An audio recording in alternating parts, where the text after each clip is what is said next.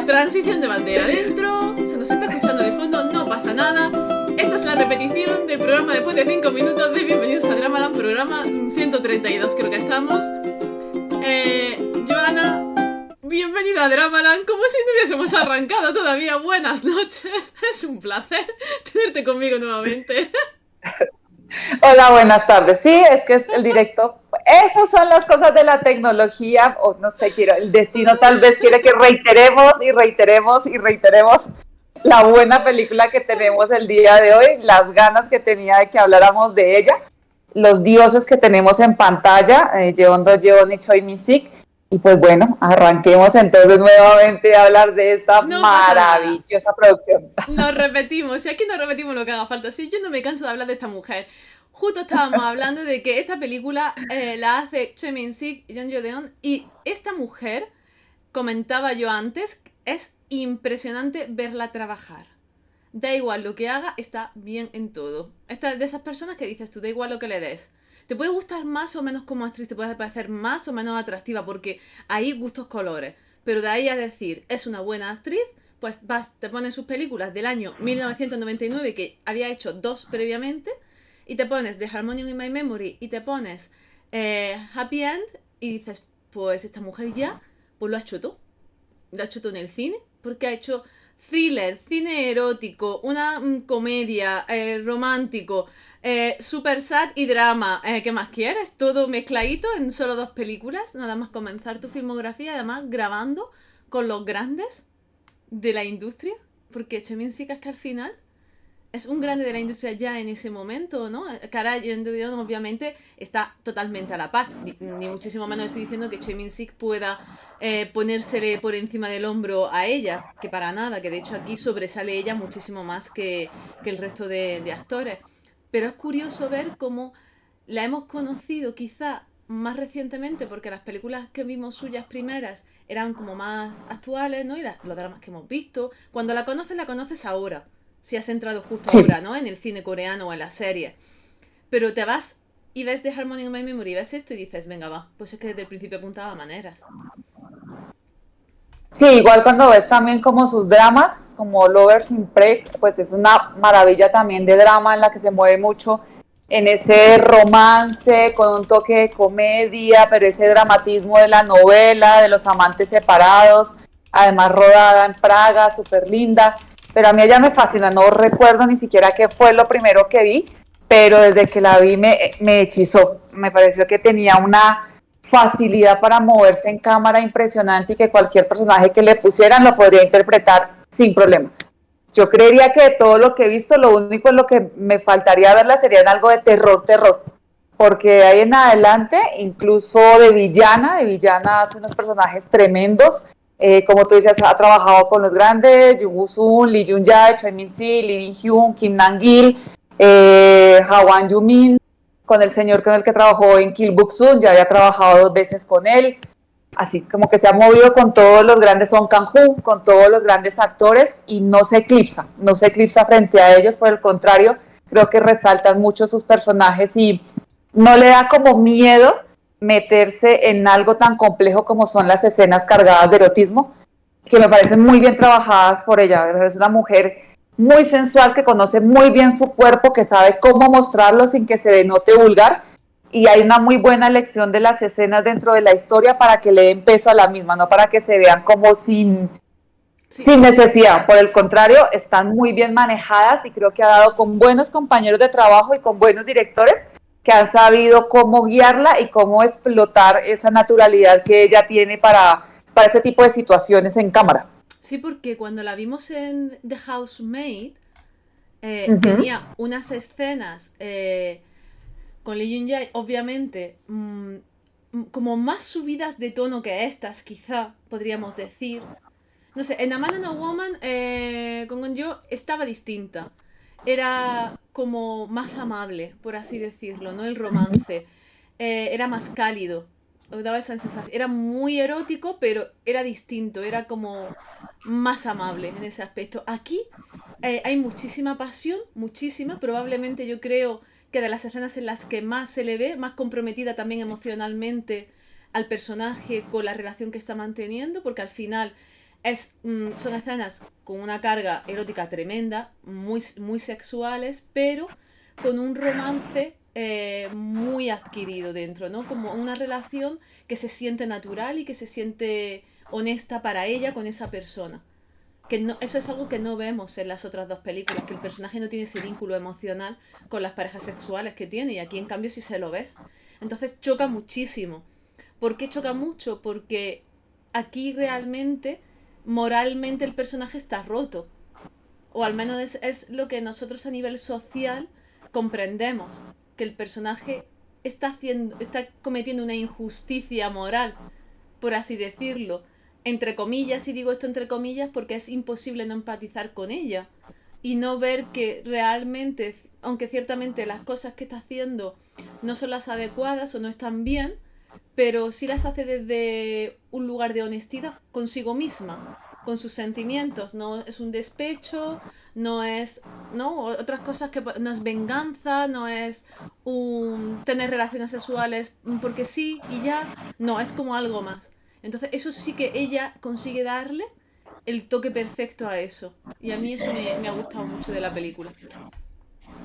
Sí, aun cuando no nos explican con detalle cómo fue la relación de ella y su amante anteriormente, porque se sobreentiende que se conocían con anterioridad Ujú. y que este nuevo encuentro ya lleva un tiempito largo, sí pareciera que hubo como una ruptura por parte de ella, porque en algún punto le dice al chico, es que no quiero lastimarte otra vez. Y él le dice, es que yo no quiero estar solo. En otra escena le dice, en esa escena como ya de intimidad máxima y de clima máximo, él le dice, yo no quiero estar solo. Entonces ahí como que nos da a entender que hubo una ruptura y no fue tan tranquila o no fue de la mejor forma aceptada por él. Tal vez por ella, de cierto modo sí, porque siguió adelante, se casó y tuvo una hija. Pero por parte de él no pudo dejarla porque ahí incluso lleva todavía el El anillo de anillo. pareja Ujú. puesto como si nada. Y ya comienza a verse un punto de obsesión o de fijación por parte de él cuando le compra cosas a la bebé, cuando tiene fotos con la bebé, cuando tiene como todo un álbum familiar, como si esa familia que ella tiene no fuese con el esposo, sino fuese con él. Y él no ha podido entender que simplemente él es el punto de libertad de salir del agobio que ella siente dentro de su hogar, dentro de su papel de esposa y de madre, y se siente ya también como él parte de la vida de ella. Entonces creo que ahí también como que juega mucho de parte del espectador de saber en qué momento o si empatizas con todos los personajes o en qué momento vas empatizando con cada uno de ellos, porque por supuesto puedes entender la posición de ella, puedes entender de cierta forma la posición del amante y ni hablemos de la posición del esposo. Estamos viendo a un hombre desempleado, pero que no es el vago sin oficio ni beneficio, sino que pues colabora en la casa, hace el mercado, atiende a la bebé y lo ves muy cariñoso con la niña y como muy atento, pero también muy frustrado por el hecho de no tener esa figura de macho alfa, proveedor, sino que por el contrario tiene que de cierto modo atarse como a lo que su esposa le dé y que el único hobby que tiene son las novelas románticas, los libros de historias románticas y aún eso en algún punto ella se lo critica, entonces también como que trata el director de poder verse uno dentro de cada uno de los personajes de este triángulo. Mm. Además, presentándolo como muy poquito a poco y a la vez muy de golpe, porque es como que nos inmiscuimos en sus vidas así, choc, ¿no? Es como que te meten y te meten directamente en la cama con ellos, con el amante y con ella.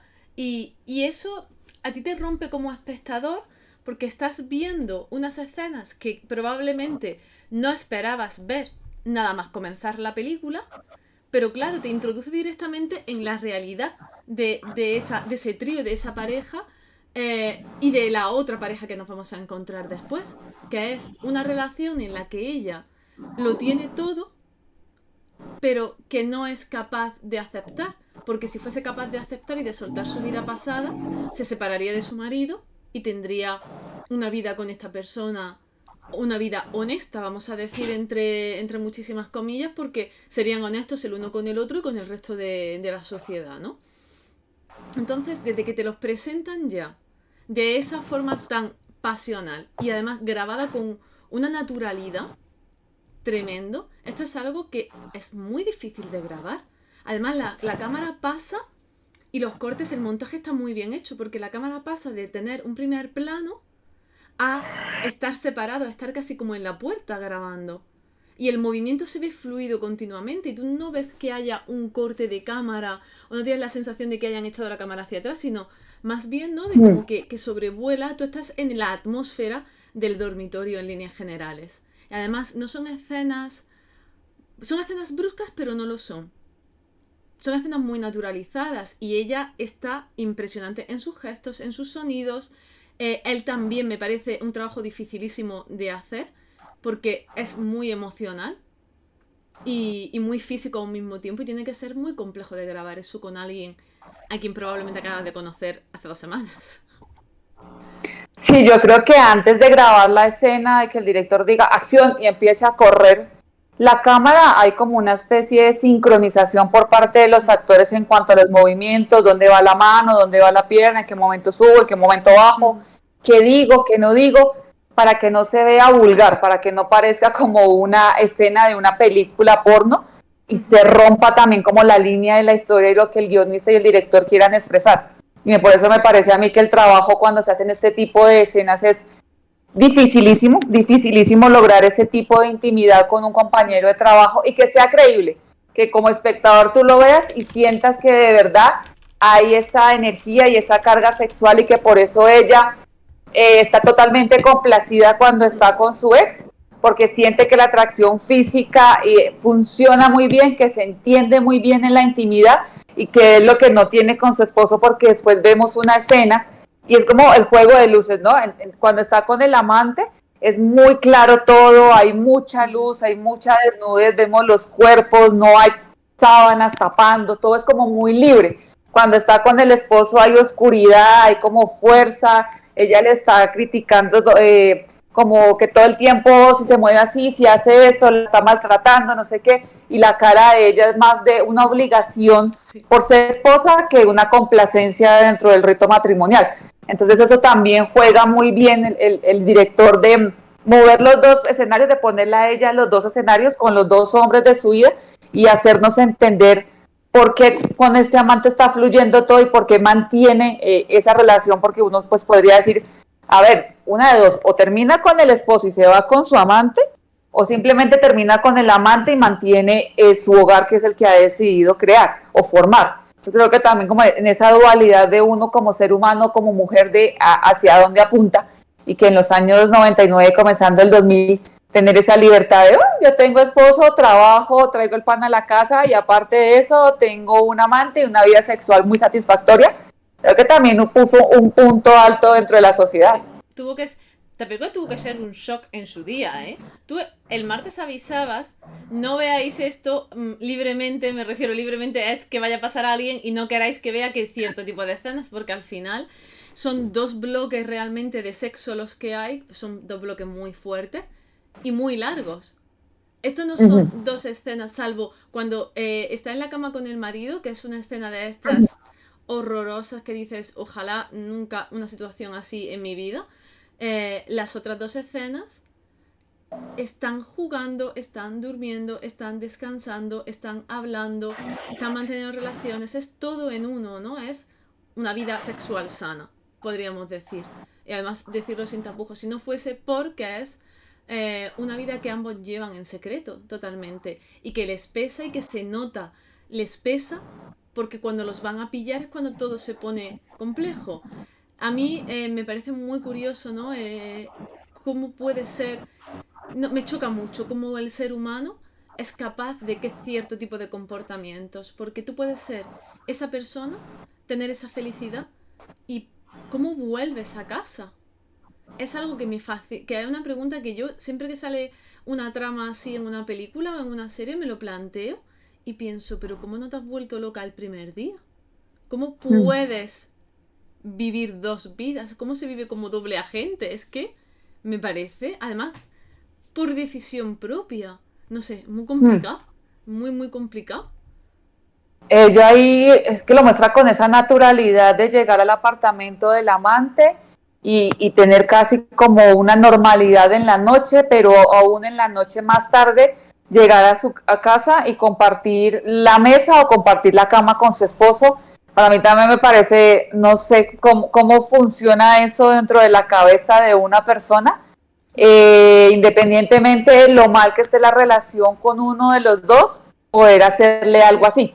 Me choca el hecho de esa mentira, de ese engaño hacia el otro, sea mejor o sea peor persona, creo que lo más sano es cortar y ya, empezar o retomar o algo por el estilo, pero el llevar ese engaño me parece súper complejo hasta el punto de ella tener la llave del apartamento del amante en su propio llavero.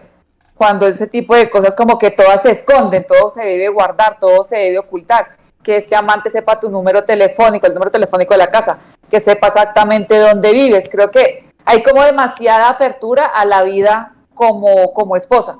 Tal vez porque ese amante no es el amante el que acabo de conocer, el de una borrachera, en fin, el de una noche, sino es este hombre con el que también compartí parte de mi vida y le siento mucha familiaridad, mucha tranquilidad y me siento como muy libre con él.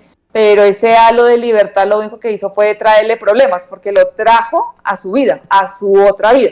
Y es en ese punto donde ya hay problema. Si tú las dos vidas las mezclas, se te formó el sancocho, sobre todo cuando te das cuenta que este amante está trabajando con ella es directora de un instituto de inglés, y él está trabajando con ella. Hay como como si fuese un contratista, por supuesto, también tiene que mantener una relación laboral. Entonces, los encuentros no van a ser solamente en las noches, no van a ser un fin de semana, también tienen que haber encuentros por fuera. Ese como involucrar los dos mundos, Como muy mal negocio. mal negocio totalmente. Es que estás trabajando, estás con tu amante y aparece tu marido en el trabajo. Es que mal todo. O sea, es que realmente es una situación, es una película que dirías, la he visto millones de veces, pero esta película no la has visto millones de veces. Esta película no la has visto millones de veces, perdona que te diga, pero no. Esta película yo la he visto una vez, yo no se la he visto 700. Yo solamente la he visto una vez, probablemente la vuelva a ver un par más, porque tiene de donde rascar bastantico. Bastantico. Aparte de porque para mí, por lo menos, cinematográficamente está bien grabada. El trabajo actor interpretativo me parece brillante. Es muy difícil grabar esta película, es muy difícil que esta película no se te vaya al garete. O sea, esta película es de esos guiones que coges y dices, o me sale bien o le prendo fuego, porque no hay término medio. Esta película no es, me ha salido regular y me ha salido, no. Es que todo puede estar mal desde el principio, porque puedes no hacer que lleguen los personajes, no comprender qué está pasando, odiarlos o echarles en cara tantas cosas, y realmente se las echas en cara, pero no se las echas en cara al mismo tiempo, porque tú las piensas y dices, vale, es que están todos rotos, y lo único que les falta realmente es valentía. Pero ¿cuánta gente no vive así? No vive engañada, no vive dentro de una miseria existencial, anímica, tremenda. Porque alguien que pierde el trabajo y una depresión de ese estilo en una sociedad además patriarcal, muy patriarcal, estamos hablando de hace además 25 años de película, casi. Es que esto no es la peli de Gonjo de 1982, ¿acordáis que estuvimos hablando? No, no es esto. Y mira que aquella era no, es como que no. Ese papá quedándose en casa cuidando del niño es rarísimo. La relación que este hombre tiene con la otra ama de casa es rarísimo también, pero porque se conocen previamente, pero porque además Cho Min-sik cuela en este papel por lo que tú decías el otro día, Joana, porque este hombre cae como un ser normal y corriente, planito, y lo ves depresivo, y lo ves sentado en el sofá, y lo ves bebiendo cerveza, y dices, puede ser Homer Simpson, no hay ningún problema, es normalizado, ¿no? Socialmente ese personaje le pasa y ya. Pero luego es un personaje que se vuelve loco, de ira, totalmente. Le puede el verse pisoteado por su mujer de esa forma. Y eso es lo que acaba ocurriendo en la película, que es el giro fascinante y maravilloso que tiene de drama a thriller, de decir, ¿de dónde se está sacando este hombre? ¿Qué libros está leyendo este hombre, señor, en esa tienda? Este hombre es fascinante. Yo creo que lo primero que vi de él fue A Saw the Evil, lo odié con el alma. Después vi Old Boy, obviamente empaticé con todo lo que le pasaba, pero son películas físicas, violentas, muy fuertes, muy thriller. y me encuentro con esta y yo digo, bueno, pues vamos a ver, muy jovencito, y empieza a mostrarme un amo de casa, un hombre sí muy agobiado, pero a la misma vez como que un tanto resignado en el sentido de mientras encuentro algo, pues yo voy colaborando. Entonces un hombre que cocina, que atiende a su niña, que la recoge, que hace el aseo, que apoya a su esposa en lo más que puede, que lee novelas románticas, que está sentado en la banca de un parque rodeado de desconocidos y es capaz de llorar leyendo una novela romántica, que no tiene todo el dinero que quisiera para comprar todas las que le gustan, pero que aún así genera como una especie de amistad con este librero que le permite leer sus libros sin comprárselos, como si estuviese en una biblioteca, y aún así va pasando sus días, va pasando esos días de agobio, de sentirse inútil, de pronto ese rechazo que puede haber por ser el hombre que no es capaz de proveer, de un hombre que es capaz de sentarse también en el sofá a ver una novela, la novela del año 99, que no pude quedarme con las ganas de buscarla porque aparece nuestra queridísima reina de Under the Queen's Umbrella, y este protagonista él fue muy famoso con Sonata de Invierno, Sí. o sea, uno de los actores todos de la ola Hallyu del momento. Yo dije, no puedo, tengo que buscarla, y se llama Did We Really Love, es del 99, y es un novelón que ahí la tengo en lista porque me llama la atención ver a esta reina jovencita, también me gusta mucho, y es capaz de llorar, y cuando la vecina lo llama y le dice, estás viendo la novela, no sé qué, él tiene como todo este papel de ama de casa, y va así, entonces nos comenzamos a movernos con él así, en este hombre, cuando él empieza a descubrir lo que pasa con su esposa, el engaño, el quiebre, creo que hay como varios puntos de quiebre, van como en niveles los quiebres, el quiebre de encontrar la llave en el llavero, de ver el taxímetro, el tacómetro del carro, las distancias que ella recorre, pero cuando encuentra el apartamento del amante, entra con la llave y encuentra el álbum de fotografías, no solamente de fotos de ella, sino cuando hay una foto de este amante con la bebé. Sí, ese Bueno, ahí fue un quiebre, el nivel.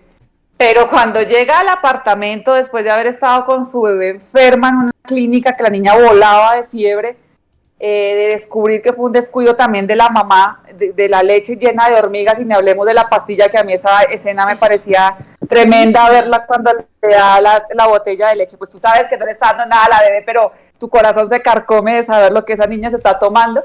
Y él vuelve y ve al amante con su esposa en el apartamento, no es capaz ni siquiera de entrar, no es capaz de confrontarlos, ese miedo, entonces como que se te viene abajo, no es que se te venga abajo el personaje, es como que dices, este hombre es demasiado pasivo, no puede con eso.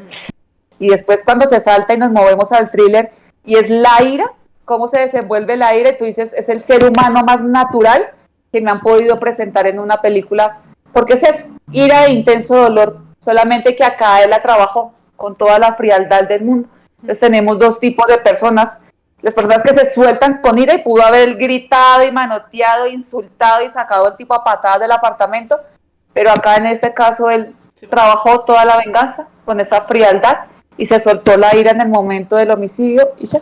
Pero a mí me encanta ese hombre. Es un asesinato premeditado pero pasional a un mismo tiempo. Es muy curioso de ver, porque normalmente, aquí expertas en crímenes nosotras, obviamente, bienvenidos a Drama, si no sabemos de esto, no sabemos de otra cosa, es que sonamos súper profesionales, ¿sabes? Yo aquí con mi camiseta con mi camisón de Opas from Spain, y aquí hablando de asesinatos como si esto todos los días, ¿no? Pero bueno, es verdad que pasas de algo muy premeditado, de sacar las fotografías, de visitar su casa, de recoger muestras, de ponerte los guantes, que yo cuando se pone los guantes me muero de la risa, porque he pensado, digo, si es que están todos los detalles, leche, que míralo, que se ha leído el libro bien, están todos los detalles, se pone sus guantes, se va, se recoge con sus pincitas su vello público, todas sus cositas se las recoge bien, se prepara todos sus papelicos bien, todas sus cosas, y ahora vas y las apuñalas 7 millones de veces. Sí, y es sí, Choi Min-sik es esa persona que lo mismo te sirve una venganza en frío que súper caliente. Porque la criatura es que es brutal. Yo llevaba años sin ver una... Es tan brutal que pensaba que se la estaba imaginando.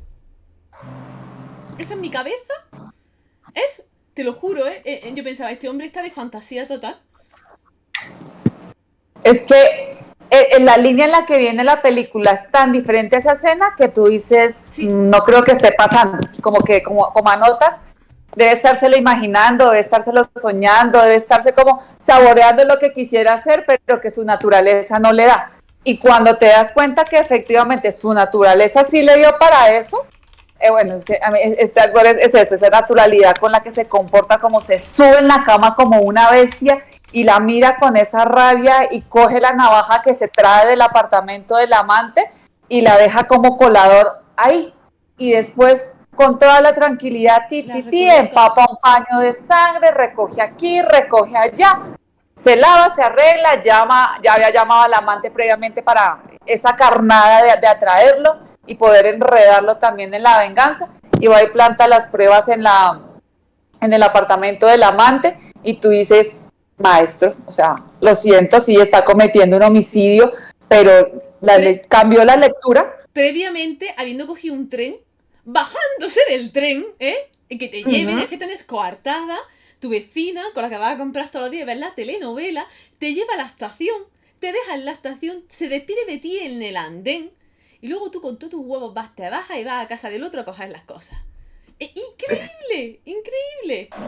O sea, es Llamas como a la perfecto. recepcionista del instituto, le das, o sea, armas coartada con muchas personas, ¿no? Sí. Entonces, de aquí, de acá, de allá, y efectivamente nos habían apuntado antes por medio de un diálogo con el librero que le dice, pero las novelas románticas no están acá, acá está como lo de crimen, lo de romántica está, no sé, tantos pasillos a su derecha, y él, ajá, ajá, ajá, pues comenzó a cambiar la lectura y a darse cuenta cómo podía ejecutar esa venganza, pero me fascina la frialdad porque estos somos los seres humanos, no, nadie puede conocerse tan bien de decir nunca sería capaz de hacer algo así. Hasta no encontrarse en esa situación uno no sabe cómo actuaría o cómo actuaría el que tiene al frente, cómo actuaría la persona que dices que de pronto más conoces.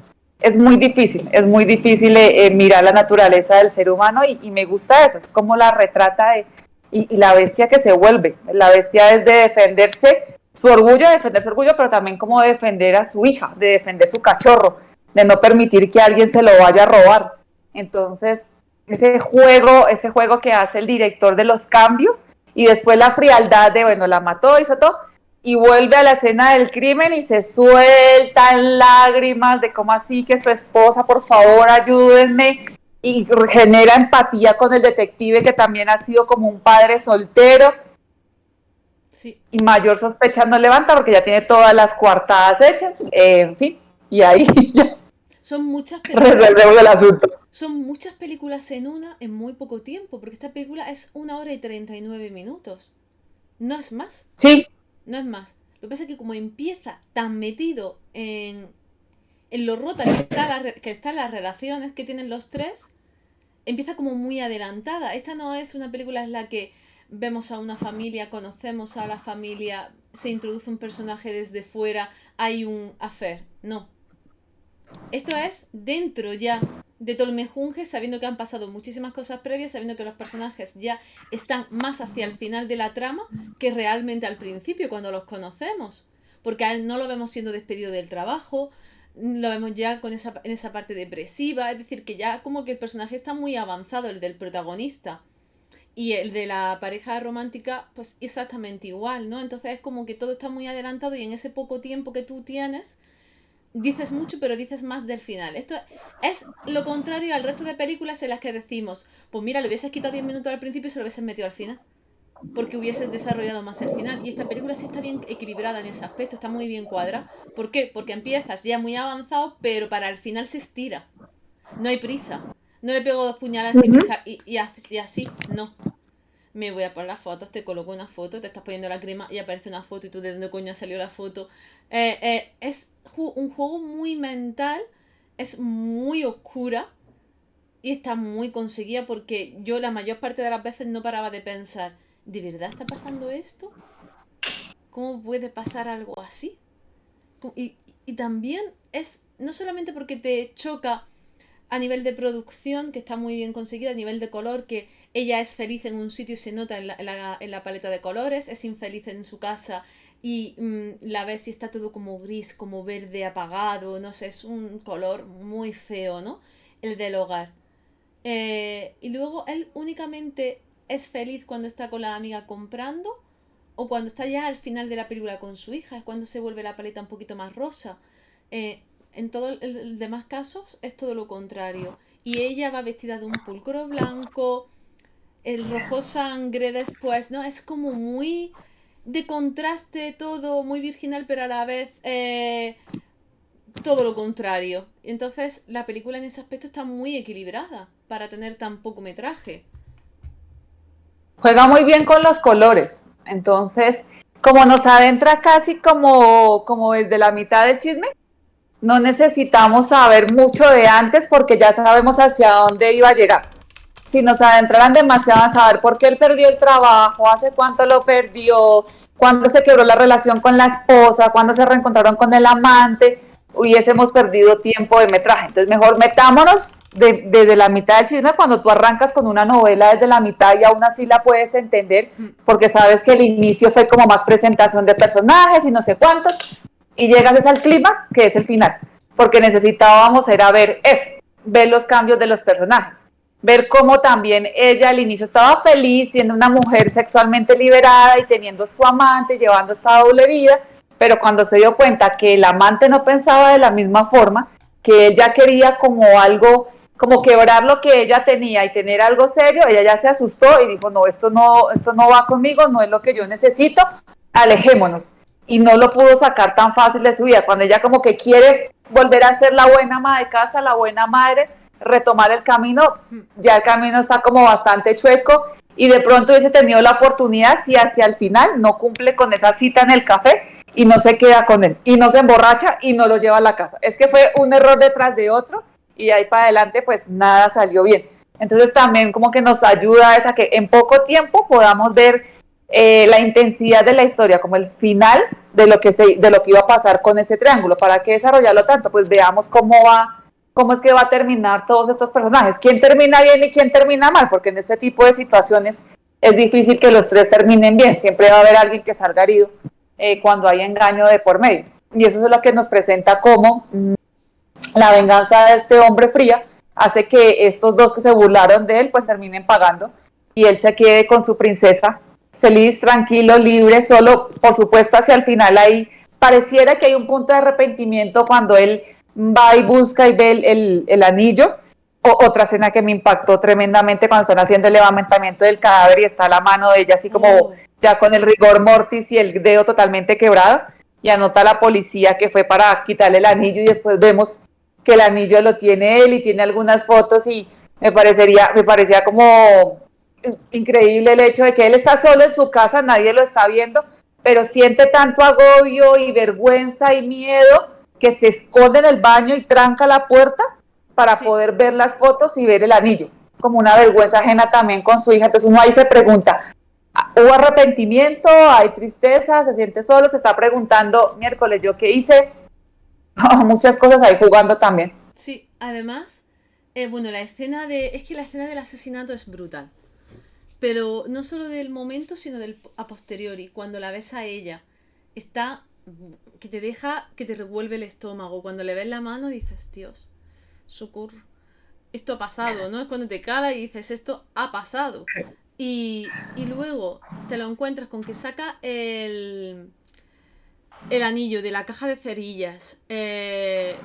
Y sobre todo, yo he pensado, antes de que lo tirase al váter, yo he pensado, Dios, tirarlo al váter, que es la forma de deshacerte de algo.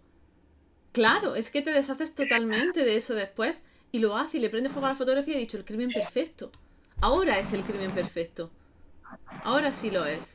Y claro, Yuki dice, ¿cómo sabe que es su hija? Es que no le queda más remedio que creer eso. Porque si no, no le queda nada. Absolutamente nada. De hecho, lo que le rompe es la foto, ya lo hemos dicho, de él con la niña, del amante, con la hija. Y la mujer se vuelve loca totalmente cuando ve la ropa de la niña y las cositas de la niña en el apartamento del amante. Lo cual dice uno, ups, ¿hacia qué lado va esto? ¿Me lo tomo para este lado o me lo tomo para aquel? Es que agüita, ¿eh? Como espectadora tiendo a pensar que es hija del esposo, porque también como con la vuelta de tuerca que traía el amante, creo que fue un hombre que no supo gestionar la separación de ella y el que ella lo vinculara a la vida, y cuando él le dice, es que tú en la clínica cuando la nació la niña me dijiste nuestra hija, y ella como no entendía por qué él decía eso, a qué se refería, y ya en ese punto ella sintió miedo de él, tanto que cuando comienza toda la secuencia del homicidio, apagan la luz, cortan el teléfono, ya previamente lo había acusado de que había sido él capaz de meterse al apartamento y meterle las fotos para dañar el matrimonio. Entonces creo que él en su cabeza gestionó fue otra cosa, se hizo como una fantasía, el hecho de que ella de pronto sí le presentara a la bebé, la llevara en algún punto, él comenzó a armar una novela en su cabecita loca de que podrían ser una familia. Entonces yo sí como que me voy hacia el hecho de que sea hija del esposo, sino que él lo que lo rompió fue ver que hay una relación o que han estado saliendo desde hace tiempo, prácticamente desde que la bebé estaba pequeña, entonces que el engaño ya lleva tiempo. Eso fue, sí, yo lo veo más como desde ese lado. Yo también, yo también.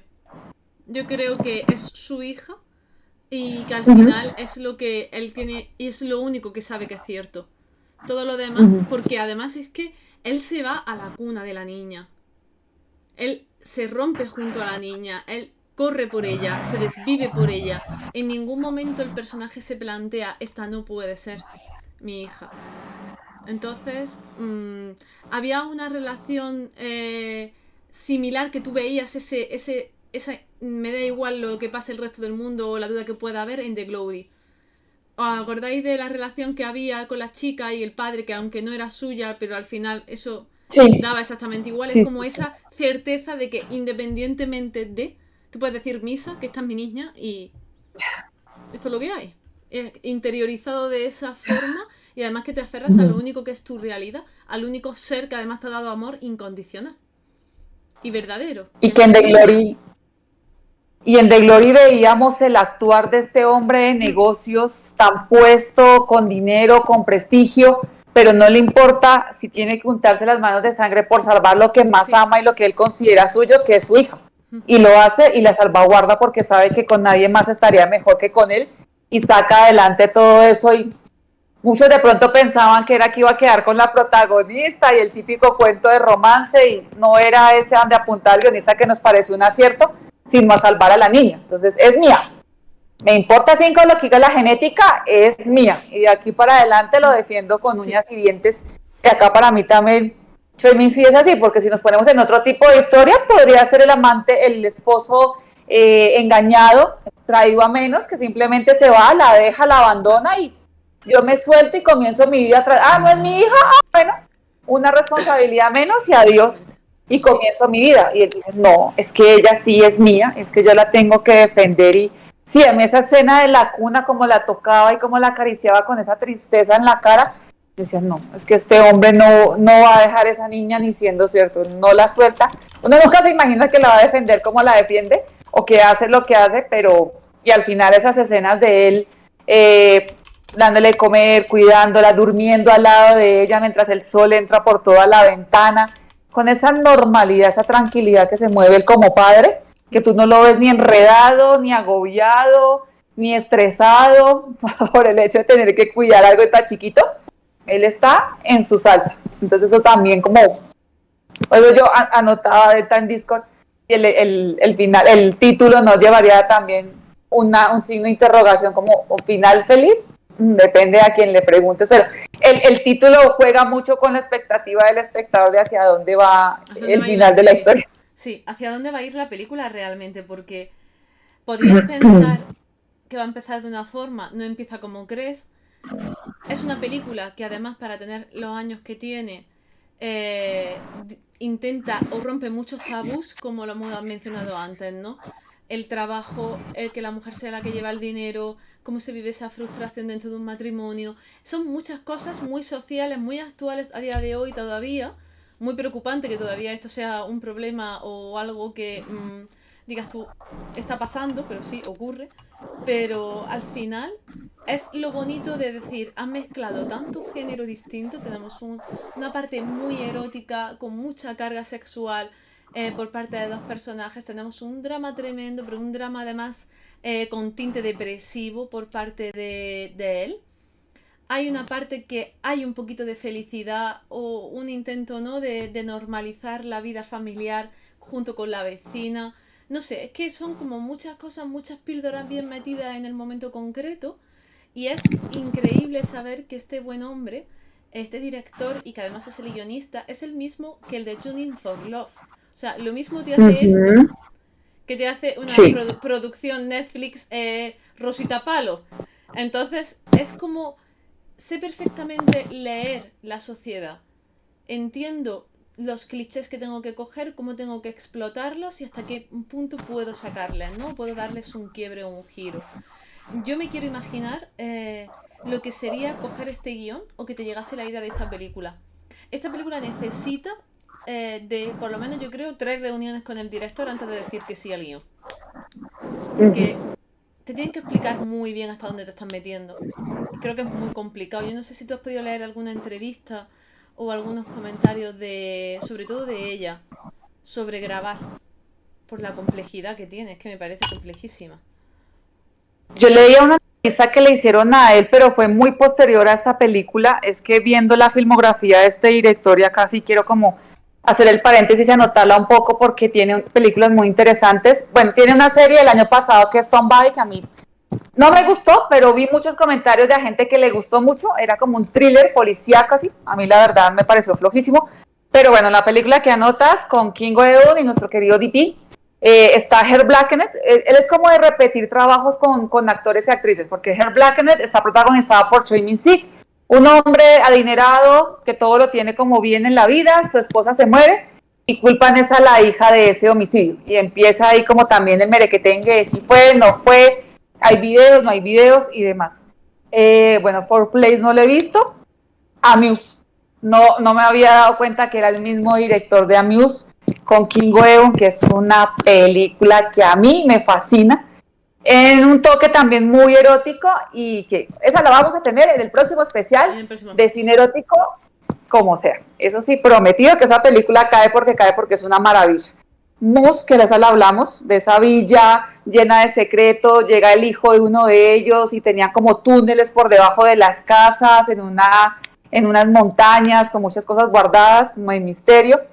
Y hay una que se llama Mother Boy, que leí la sinopsis, me parece interesante porque está protagonizada por nuestro monje de King's Leathers y por nuestra querida reina de Under the Queen's Umbrella. Ay, Resulta que él preciosa. es un chico coreano con dinero de familia prestante en la época de la colonización japonesa. No importa si Japón está metido en Corea o no, le da igual, pero conoce a esta mujer que es cantante y resulta que ella es del movimiento independentista, así que un poco el concepto de él le cambia y pinta como bien la película, a ver si la encuentro para después verla. Pero acá en el sentido de las entrevistas, como lo entrevistaban era para la película de Amuse, Ujú. también por esa carga erótica y todos los personajes, y el periodista como que volvió hacia atrás y le dijo, venga, pero cuando usted hizo Happy End con Jeon Do Jeon, yo me fijé que cuando ella hizo The Housemite tenía una cicatriz en la pierna izquierda, pero cuando hicieron Happy End la cicatriz no estaba, pero ella ya la tenía. Entonces en ese momento él dijo, muy buena observación. Obviamente no es el mismo tipo de sociedad, ni ella estaba tan cómoda todavía con su cuerpo y su carrera y no tenía la trayectoria que tenía a las espaldas y necesitaba como resguardar un poco de sus cosas y de su intimidad. Así que para The House of Mike yo asumo que ella ya tiene como toda la libertad de decir, pues yo soy así y como sea. Y el periodista le preguntaba si no había tenido mucho rechazo por parte de la sociedad cuando la proyectó y él dijo, pues la verdad lo que recuerdo no. Hubo una aceptación buena por parte de la película, creo que se trabajó muy bien. Fui muy cuidadoso con las escenas, hablé mucho con ella de cómo hacerlas, de cómo el trabajo de cámara, el trabajo de luces, qué mostrar, qué no mostrar, porque me interesaba mucho resguardar esa parte de la intimidad de ella y de respetar lo que ella quería o no quería mostrar. Es que además se enseña mucho y no se enseña nada. Enseña más Gonjo en 10 segundos de película en A Man and a Woman que se ve aquí. Esa es la realidad. No se ve absolutamente nada los encuadres y los giros. De hecho, se ven un poco forzados solo en ese momento. Porque son tomas que naturalmente tú tendrías que estar viendo algo y no lo estás viendo. porque hay un quiebro o un giro más de la cuenta o la cámara se gira muy bruscamente para evitar que ciertas cosas. Entonces el hecho de que ya se respete, de que el director tenga en consideración estas cosas, estamos hablando de hacer cine hace 25 años. A día de hoy hay coach y hay gente que se dedica expresamente a que haya una persona dedicada expresamente a que las escenas de sexo o de violencia estén bien tratadas y los actores y las actrices se sientan cómodos. Esa figura antes, y digo antes, digo hace 5 años, no existía. Entonces, claro, menos hace 25. Por lo tanto, pues, a mí lo que me gusta de Jon de Jong es que se muestra cómo es. Es una actriz, sabe que está actuando y por lo tanto enseña. Y está ahí. Hace falta matar, se mata. Hace falta tener sexo, se tiene. Pero eso es exponerse muchísimo, es ser muy vulnerable. Y más con una sociedad criminal como la coreana, en el aspecto de redes sociales y de machaque continuado y de mirar desde lo alto de un castillo gigantesco algo natural, que es mantener una relación sexual con alguien que quieres. Entonces, no sé, es como que me parece lo que hablábamos, ¿no? De Amuse, que hay actrices que se atreven y son conscientes de que también hay que romper con todo eso poco a poco.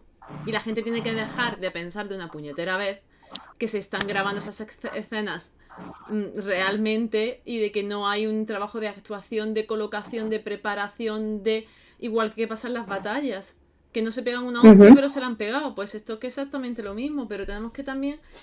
Están tan bien hechas que dices tú, coño, me lo he creído, pero ¿qué hay detrás? ¿Cómo es un rodaje luego? Sí, que tienen que después los actores y actrices mostrarse jugando entre ellos y riéndose para que la gente se convenza de que el villano es un actor, está haciendo un personaje, pero que no es malo, ni está odiando al protagonista, ni le está haciendo cosas malas al protagonista, como cuando veíamos en The Glory. Todo es actuación, pero la gente tiene que salirse de eso y creo que Jeon Do-yeon se arriesga y es eso, es que la gente entienda, la que está en pantalla no soy yo, es el personaje. La que está teniendo X o Y escena no soy yo. Mi intimidad está en mi casa con mi familia.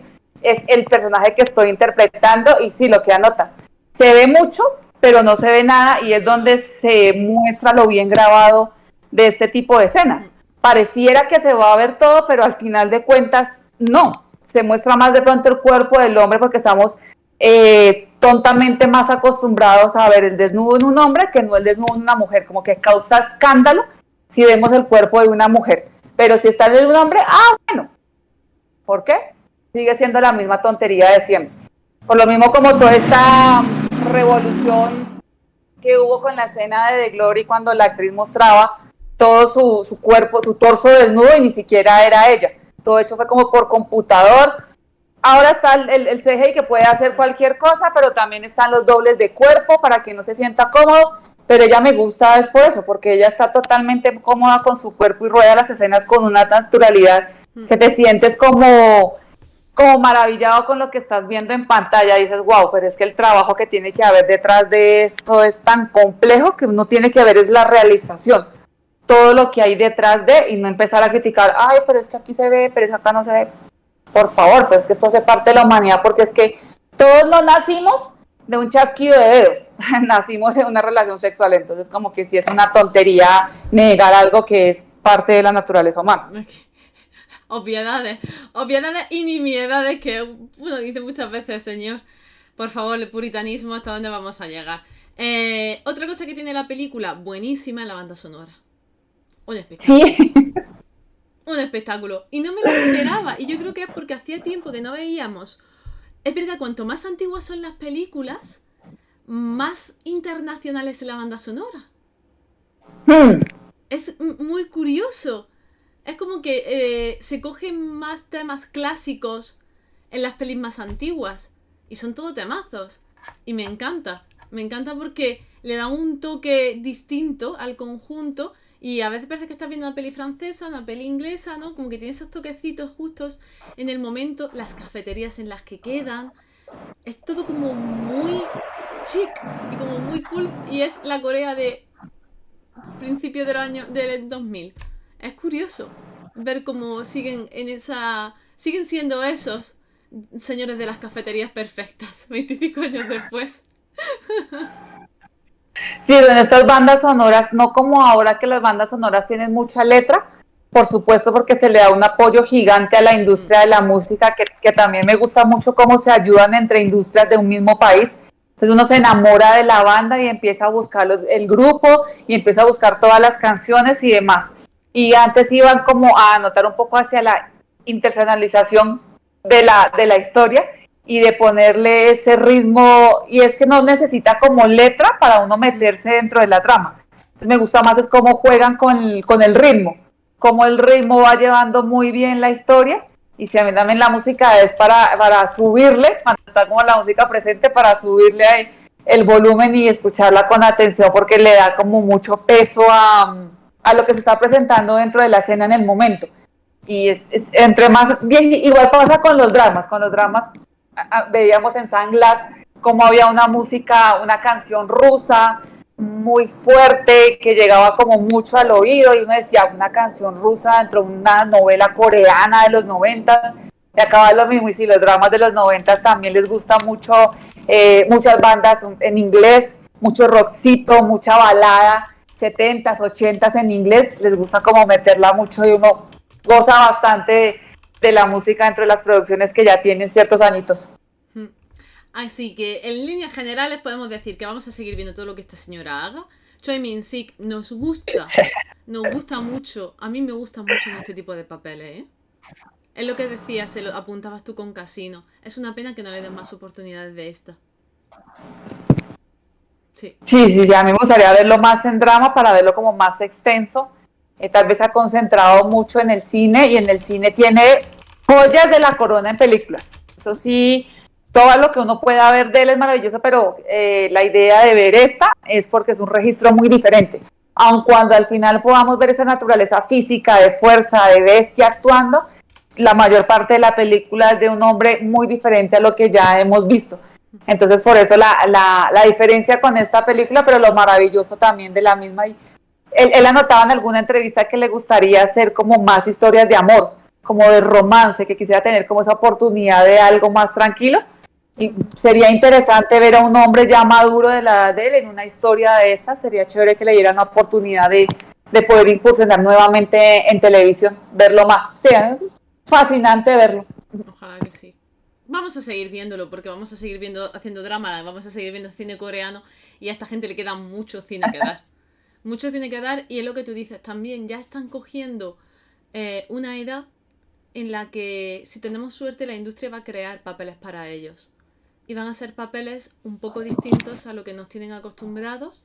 Y si tenemos suerte y la industria se atreve, pues tendremos romances un poco más maduros y nos dejaremos de pensar que la gente mayor no existe en el espacio-tiempo. Sería maravilloso.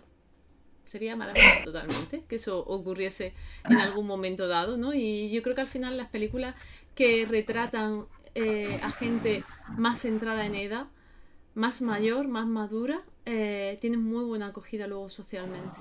Son esas películas que luego de las que la gente luego habla, personajes de los que la gente luego habla, pero también hay que pensar que tienen una vida y que tienen unas necesidades también. Y eso es importante que no se pierda la mira y quizá pues estos actores consigan darnos eso. Vamos a ver si se atreviese el cine a algo más que Adivina Juventud. Estaría bien. Sí, sería maravilloso. Gozamos con la divina juventud, el caldo de ojo nunca está mal, No. siempre nos gusta, pero por supuesto ver la, la, la experiencia, el peso de los años, el trabajo de tantos y tantos y tantas producciones, eso también llama muchísimo, ¿no? Como que siempre nos gusta, hablamos siempre de nuestra querida abuela de Dramaland, hablamos de nuestro abuelo de Navillera, de tantos actores que uno dice, es que se les nota el trabajo, los años de trabajo que tienen a las espaldas. Entonces, por eso mismo sí, esperamos que este hombre siga. No, estoy segura que sí, ojalá más en televisión, pero en cine, más que seguro que lo sigamos viendo un buen tiempo, porque tiene madera para rato. Ojalá que sí, ojalá que sí. Familia, hasta aquí el programa de hoy. Tenemos en Discord, en Twitter mañana, en un montonazo de redes sociales ya el calendario para septiembre. Son todos mis pendientes. Voy a hacer los deberes y la evaluación de septiembre porque tenemos Prison Playbook, por ejemplo, para ver. O A 100 Days My Prince, que tengo muchas ganas de ver ese Sageu concretamente. Pero sobre todo estad muy pendiente, porque vamos a seguir comentando cosas por Twitter, vamos a seguir comentando películas. Quiero intentar ir al cine en Corea a ver cómo se da la experiencia, por favor, mucho y muy atentos a eso. Cómo se da, no pasa nada, en inglés no hay problema, subtítulos en coreano ya veremos. Y os voy a ir contando qué tal. Y como vamos a estar en Busan algunos días, seguro que unas escenitas a lo Oda mi padre salen. Así que por ahí en Twitter, hay que estar pendientes. Si se os ocurre algo además, abierto a posibilidades. Id diciéndonos qué queréis que grabemos, si queréis que comentemos algo, que Joana y yo nos cuadramos como buenamente podamos y seguro que algo se nos ocurre para hacer. Seguro, en el mes de agosto. Sí, algo vendrá, algo saldrá de estas cabecitas locas. Sí, y si no, no pasa nada. Septiembre día 5, que creo que es martes, volvemos. Bienvenidos a Dramaland, seguiremos aquí mejor. Se nos cortará el sonido probablemente, se irá el disco de vez en cuando, seguro, pero nada impedirá que haya un programa más de Bienvenidos a Dramaland para empezar el curso. Joana, muchísimas gracias. A ti, muchas gracias. Feliz viaje. Gracias.